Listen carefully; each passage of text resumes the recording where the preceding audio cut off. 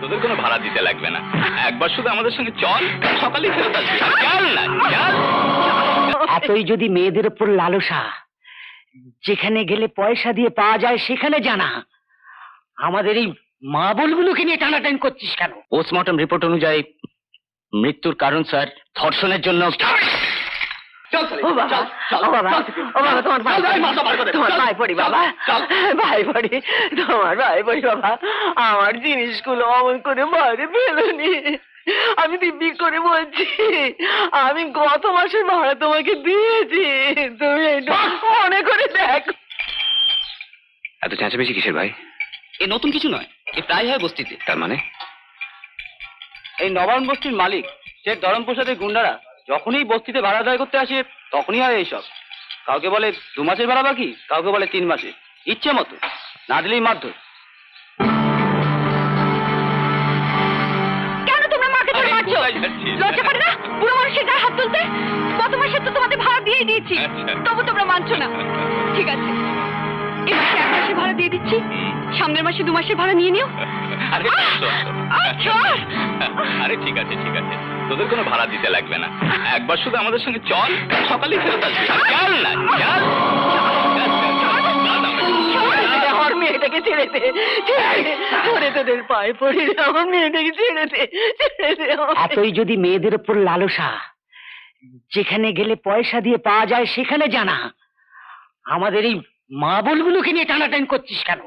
আবে এই মশলা, এর তুই আমাদের মধ্যে নাক গলাচ্ছিস? এত মার খাস তবু তো লজ্জা হয় না? শালা মুসলমান, হিন্দু মেয়েদের জন্য এত দরদ কিসের রে? আমি তোদের মতন হিন্দু মুসলমান বুঝি না। আমায় জন্ম দিয়েছিল আমার মুসলমান মা, আর আমাকে আমার জানটা দাঙ্গায় বাঁচিয়েছিল ওই হিন্দু বিন্দা মা।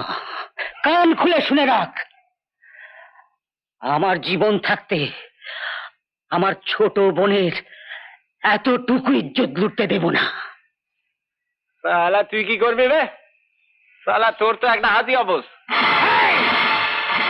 এই একটা হাত দেখছিস, এই একটা হাত দিয়েই তোদের বাধা দেব।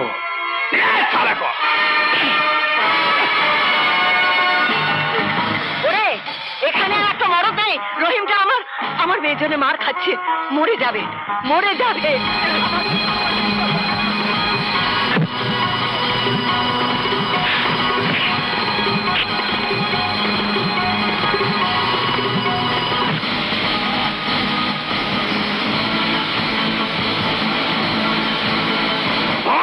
করছিস না?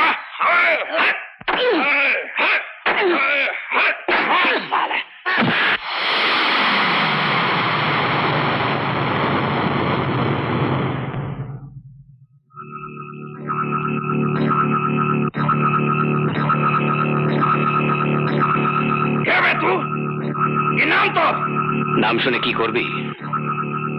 তোদের মতন শয়তান শুয়োরের বাচ্চাদের সমাজ থেকে তাড়াবো, এইটাই আমার প্রতিজ্ঞা। বাবা খগেন, তুমি কি সমাজ কল্যাণ সমিতি থেকে এসছো নাকি? না বে, এ শালা কলির কেষ্ট অবতার এসেছে অধর্মের বিনাশ করতে স্বর্গ থেকে। ঠিক বলেছিস, তোদেরকে নরকে পাঠানোর জন্যে। বড্ড বেশি বক বক করছিস।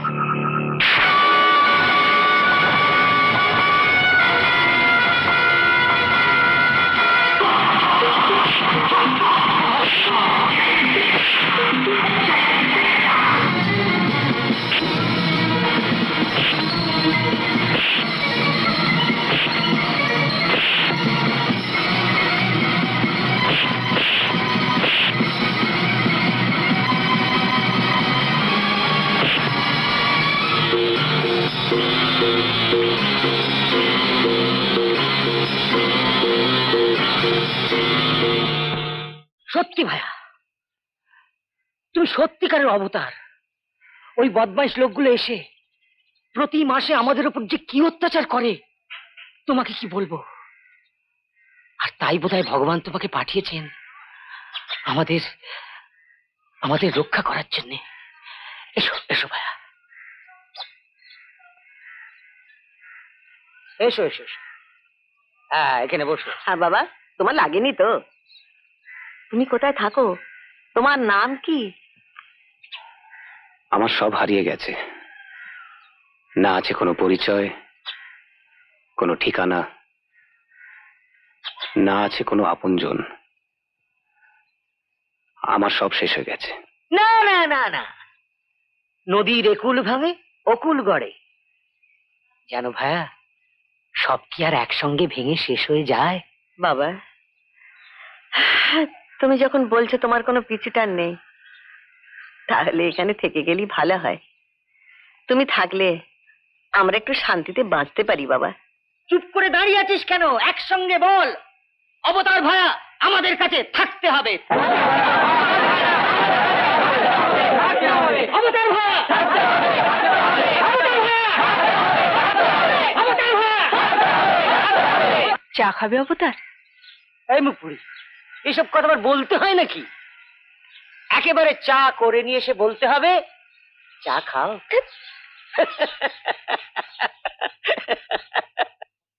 আশ্চর্য, কোনো প্রমাণ, কোনো সাক্ষী পেলেন না আপনারা? কি করে এত বড় একটা ঘটনা ঘটলো? কারা এর সঙ্গে যুক্ত ছিল? কিছুই জানতে পারলেন না আপনারা? স্যার, পাড়ার লোকেরা বলছিল হয়তো এটা রতন ঘোষের দলের কাজ। স্যার, কে রতন ঘোষ? স্যার রতন ঘোষ এ পাড়ার একজন কুখ্যাত গুন্ডা। আচ্ছা, রতন ঘোষের পেছনে কার ভরসায় রতন ঘোষ গুন্ডাগিরি করতো সে বিষয়ে কিছু জানেন আপনি? না স্যার। আচ্ছা, শঙ্কর ব্যানার্জিকে কোনোদিন দেখেছেন আপনি? না স্যার, সে কোনোদিন সামনাসামনি হয়নি। তার কোনো ছবি টবি এখানে পাওয়া যায়নি? না স্যার। আচ্ছা, এই বাড়ির জিনিসপত্রগুলো আপনি থানায় নিয়ে গিয়ে রাখুন। আচ্ছা। কারণ বাড়িওয়ালাকে বাড়িটা খালি করে দিতে হবে। আর গোবরগঞ্জ শঙ্কর ব্যানার্জিকে পাওয়া গেলে তার জিনিসপত্র তাকে দিয়ে দেবেন।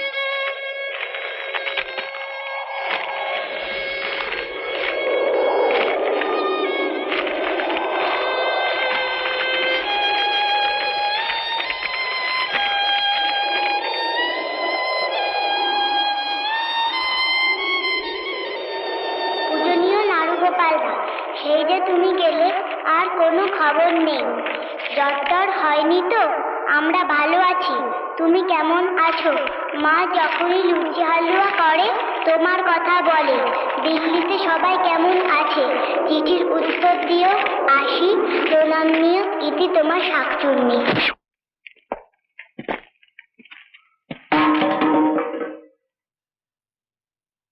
স্যার, স্যার এই ঘরে সন্ধ্যা ব্যানার্জি মৃতদেহ পাওয়া গিয়েছিল স্যার।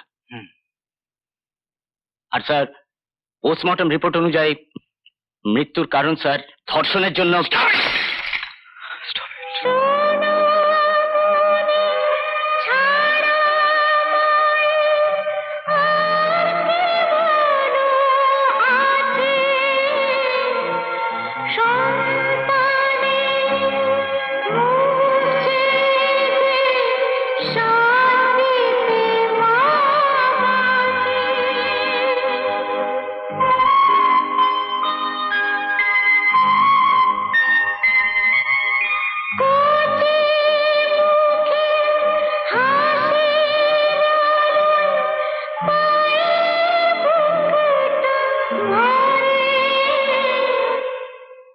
চ্যাটার্জি বাবু, বলুন স্যার। এই সুজীব একটু কাগজে মুড়ে আমাকে দেবেন তো? সত্যি, সন্ধ্যার চিঠিগুলো পড়ে না মনটা ভীষণ খারাপ হয়ে গেল। দুঃখটা কি জানো পূর্বী? মধুমাসী আর সন্ধ্যা আমার উপর অনেক অভিমান করে চলে গেল। আর ওরা জানতেও পারলো না যে আমি ওদের কত চিঠি দিয়েছি। ওরা বাড়ি বদলেছিল তাই তোমার চিঠি পায়নি, তুমি কি করবে? না পূরবী, এই মধুমাসী হালুয়ার মতো হয়নি।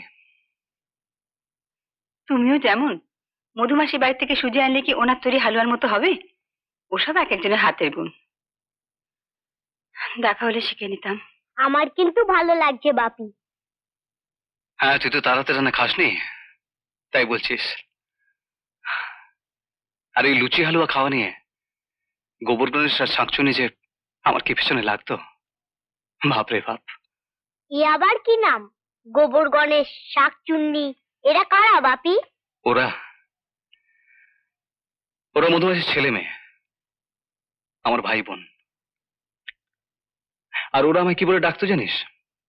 কি? নাড়ু গোপাল। নাড়ু গোপাল? বাহ, বেশ নাম তো। দুষ্টু। আচ্ছা বাপি, ওরা কোথায়? শাকচুন্নি পিসি, গোবর গণেশ কাকু, তোমার মাসি? ওরা আজ এই পৃথিবীতে নেই বাবা। পূরবী, আমি একজন পুলিশ অফিসার হয়েও ওদের বাঁচাতে পারলাম না। মন খারাপ করো না, কি করবে বলো? তুমি তো তখন এখানে ছিলে না। খেয়ে নাও লক্ষ্মীটি। আর শোনো, হ্যাঁ, যেমন করে পারো শঙ্কর ভাইকে খুঁজে বার করবার চেষ্টা করো। করব, নিশ্চয়ই করব। সব হারিয়ে জানি না গোবর গণেশটা এখন কোথায় কিভাবে দিন কাটাচ্ছে।